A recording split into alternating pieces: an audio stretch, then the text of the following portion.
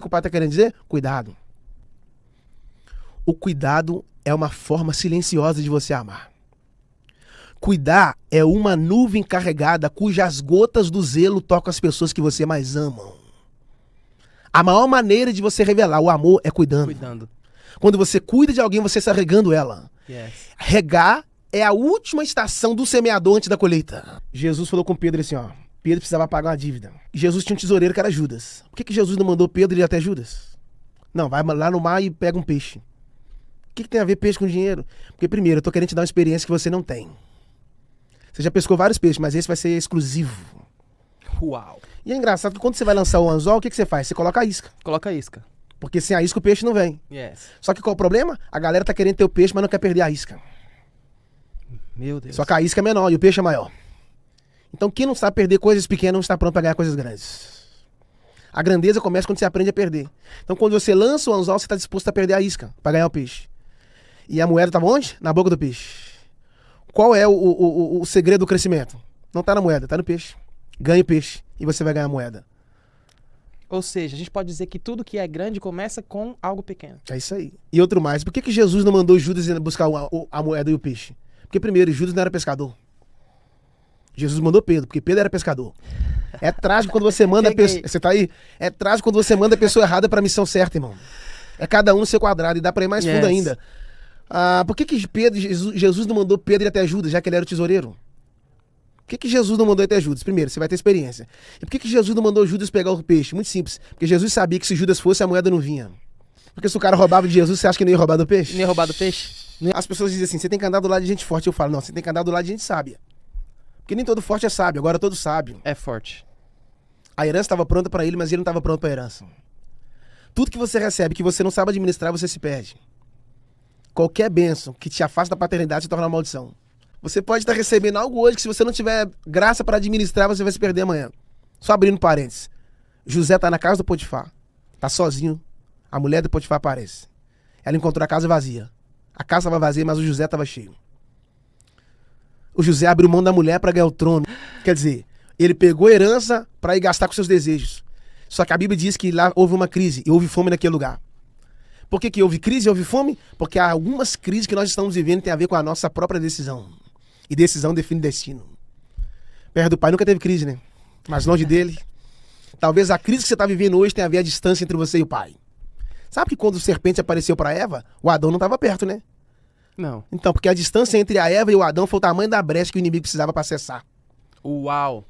Então a distância entre você e Deus é o tamanho da brecha que o inimigo precisava para... Aí ele foi trabalhar para um cara que cuidava de porcos. Isso é muito forte. A Bíblia diz que ele desejou comer da comida dos porcos. Eu te pergunto, porco come na mesa? Não. Porco come no chão. No chão. Filho não come no chão. Filho come na mesa. Come na mesa. Qual é a ideia do diabo? Te arrancar da mesa para fazer você comer no chão. Qual é a ideia do pai? Te arrancar do chão. Pra te levar pra mesa. Pra levar pra mesa. Ele virou e falou assim, ó, na casa do meu pai, os escravos dele estão comendo pão.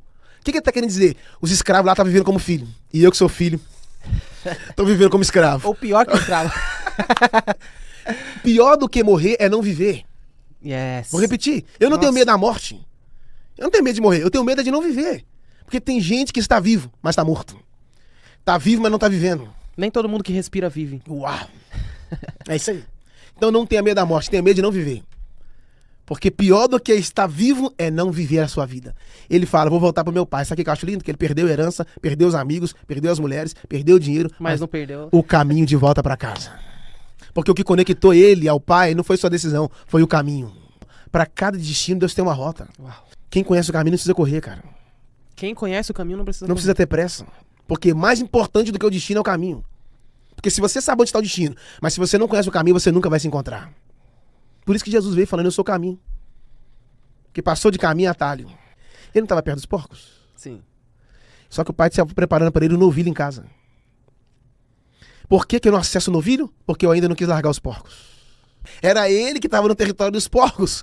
Você pode estar sendo a pessoa certa, vivendo em ambientes errados, cara. Entende? Você se torna um quando você permite que aquele ambiente influencie você. Não é problema você estar na guerra. O problema é quando tem uma guerra dentro de você.